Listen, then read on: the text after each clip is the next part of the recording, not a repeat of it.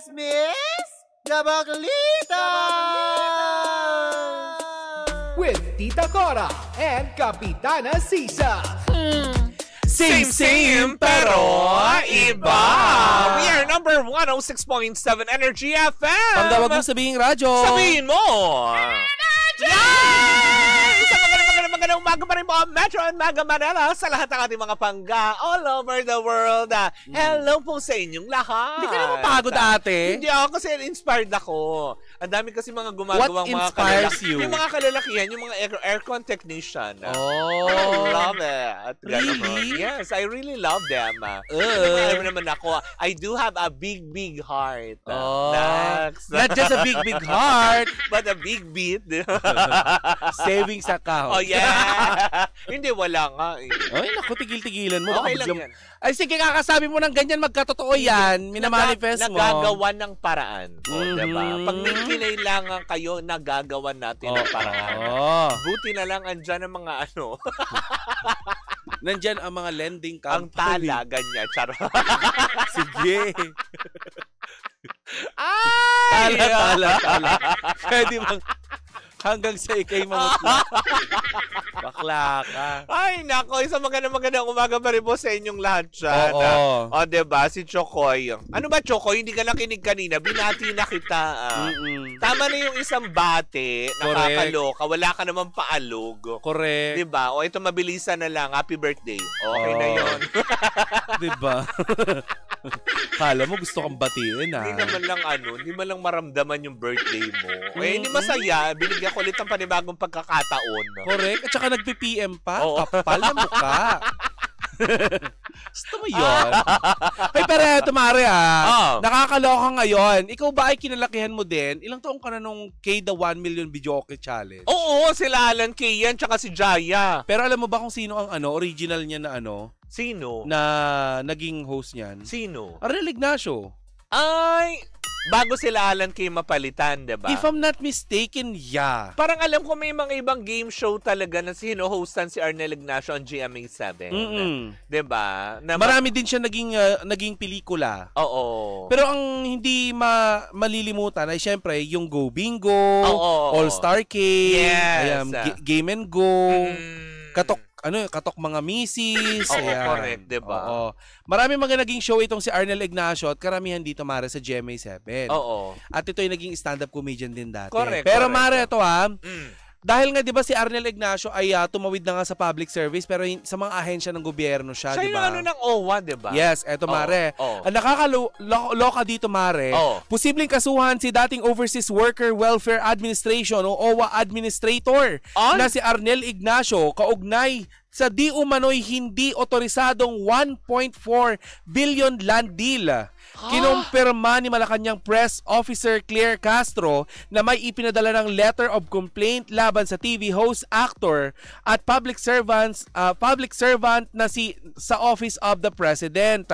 Mare, ang nakakaloka dito Ang umano'y maanumalyang 1.4 billion land acquisition deal ng OWA ay na dapat sana'y aprobado raw ng Board of Trustees ng ahensya ay kasalukuyan ng iniimbestigahan ng Department of Migrant Workers o DMW. Bakit? Siya ba yung nag-approve nun? Pumirma? Siya kasi ay nakaupo nun that time, Mare. Ay, baka naman na-acquire yun nung previously, nung pag-upo niya, nandyan na yun. Eto nga, di ba sinabi nga na hindi nga kasi dumaan sa Board of Trustees, which is dapat the right process. Correct, diba? Lalo pat kung magpa-purchase ng lupa. Pero 1.4 billion? Correct. OMG, ang dami na pwedeng magawa nun. Correct, Mare. Pero ang nakakaloka dito, Mare, ang sinabi dito, yung land na binili sa 1.4 ay parang tahanan ng mga maging OFW yata na dumarating sa Pilipinas, parang ganon. Yung parang pabahay sa kanila. Kumaga parang pwede nilang bilhin sa murang halaga. At merong nilinaw yung nakaupo ngayon sa OWA na administrator na hindi naman talaga daw nag-resign si Arnel Ignacio, kundi sinonggal siya. Dahil sa mga ganito. Tinagi-bumbum bells. Correct. Nakaka-learn. Tinigbay doon sa posisyon. Tinigbay, tas kakasuhan nyo? Yes. Paano yun? Di ba dapat panagutin nila? Yun na nga, kaya nga kung totoo iniimbestigahan. Oo. Kung matatandaan, Mare, ay nagsilbing OWA administrator noong 2022 si Ignacio matapos italaga ni Pangulong Ferdinand Bongbong Marcos Jr. Taong 2018 hanggang 2019 ay nagsilbi siya bilang deputy administrator matapos italaga siya ng dating Pangulong Rodrigo Duterte. Samantala sa phone interview, Mare, na na nakalap natin, ayan, si Ignacio, sinabi nga nitong sasagutin ang lahat ng issue sa proper forum. Aminado rin siya na ikinagulat niya ang mga akusasyon laban sa kanya. Correct, diba? Kasi, alam niyo yun, in fairness parang last election, nakasalubong natin yan kasi buong Energy FM team, dito tayo nakarehistro sa San Juan. Nung time na yung presidential ball, diba, yung sila President Bongbong ang botohan, nakasalubong nga namin yan na naglalakad lamang para sabihin nyo naman na meron siyang kinalaman dyan sa 1.4 billion na anomalya. Uy, hindi naman basihan nyo na dahil naglalakad ka, hindi ka na pwedeng mag-announce. Ang ibig kong sabihin, sana nakita natin na very extravagant na, alam mo, yung kotse siyang mamahalin, yung mga ganong aspeto. Yun lang naman yung sa akin. Kasi nakita naman namin siya. Bakit yung kilalang ba natin nagnakaw ng 1.3 million? Nahalata mo ba? Aangkas nga lang yon. Hindi, may ebidensya yun. Eto, Mare, iniimbestigahan na. Nagpo-post kasi siya ng mga puntahan niya na ang mamahal pala. Diba? Ay, hindi mo rin masasabi tapos, na walang every diba? night nanlilibre. Diba? For now, balik tayo kay Arnel Ignacio. Diba, for now, kasi under investigation na ito at sinabi din naman ng Palasyo ng Malacanang na ito nga ay pinadalhan na ng letter of complaint. Sana nga ay lumabas ang katotohanan kasi sabi ni Mengay, in fairness naman din sa pamumuno, diba? Maraming natulungan na OFWs ang DMW nung siya ay siya pa ang admin. Hindi, tsaka mabilis magtrabaho itong si Arnel Ignacio. Diba, in-action na niya. Diba may reklamo ngayon dati na nag-viral sa video? Diba, pinanagot niya kagad? Diba nga, lagi itong kinokontak ni Idol Raffy Tulfo dati. Diba, yung mga ganong aspeto. Ngayon, Mare, ang hindi natin alam kung saan nga ba napunta yung 1.4 billion pesos. Diba? Ang laki nun, yun ang dapat imbestigahan. Actually, yun nga, yung sinasabi ko kanina pa. Ang laki rin ng OWA. Diba? Ilang kayong empleyado dyan? Bakit isa lang pinupuntiryan nyo? Diba? Total kayo institusyon, imbestigahan nyo. Can I ask you something? Ano? Are you taking side this time? Hindi. Okay, very good. Wala. Kasi, hindi natin alam, Mare, eto I'll be honest, hindi natin alam na hindi lahat na nakikita nating makinang ginto. Correct. Hindi rin naman natin alam kung nangulimbat ba talaga si Sir Arnel. Kasi, 'di ba? Hinangaan natin siya bilang artista, magaling na host, 'di ba? Correct. Pero kasi kapag may mga ganitong lumalabas na issue na sinabi din naman niya na haharapin niya, kailangan niyang harapin. Correct. Kaya in order for him na na malinis yung kanyang pangalan. Hindi, dapat naman kasi ilan silang mga celebrity na alam mo yun, nakapwesto before. Si Mayor Herbert Bautista, may kinasangkutan ding issue with Quezon City na alam mo yun, may kinalaman din sa pera, pero hinarap niya. Correct. Diba? Si Kuya Dick! Si Roderick Paulate, hinarap din niya. Pero alam mo yun, napatunayan din na wala. Ano na nga nangyari doon? Alam mo yun, wala na ba yung wala kaso? na. Parang feeling ko napatunayan na wala siyang sala diba? Tapos katulad niyan, sino pa ba? Etong si Angelica de la Cruz ng Malabon. Ano nangyari doon? Diba? Actually, nakasampa pa lang daw sa ombudsman. Wala pang kaso. Kumbaga reklamo pa lamang. Oh my God, nagsabay-sabay Pero sila. sabi nga nila, 'di ba, kung wala ka naman dapat itago. Gaya ng sinabi mo kanina, if I'm taking side, no. 'Di ba? Gaya ng sinabi ko, isang buo kayong sangay ng gobyerno. Bakit isa lang ang kailangang imbestigahan? Kasi siya yung leader. Siya yung leader, pero syempre, siya nga pumirma, ate. Ang pinagtataka nga, bakit daw hindi dumaan sa Board of Trustees. 'Di ba? Yung mga ganyan na halimbawa lang dito sa Energy FM. Bumili si Papa Jackson ng tag 1 billion pesos na isang bagay. Ang laki nun, hindi dumaan sa corporate. Anong iisipin ng mga nasa baba niya? Oh. Mayaman siya. Hindi. Diba? Siyempre, there's something, diba?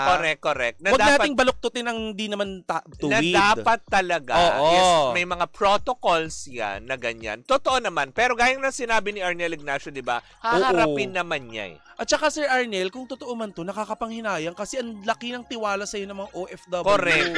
Kaya nga 'di ba? Kaya nga dati 'di ba nung panahon ng ng Duterte administration, 'di ba kaya nga dati laging number 1 sa mga sa mga OFW ang OWA. Ang Duterte administration kasi sa pamamagitan mo nakakatulong din ang gobyerno sa mga OFW. Nahahati ang opinion nila sabi ni Rhea, si Sir Arnel ang the best para sa aming mga OFW na OWA administrator. 'Di ba?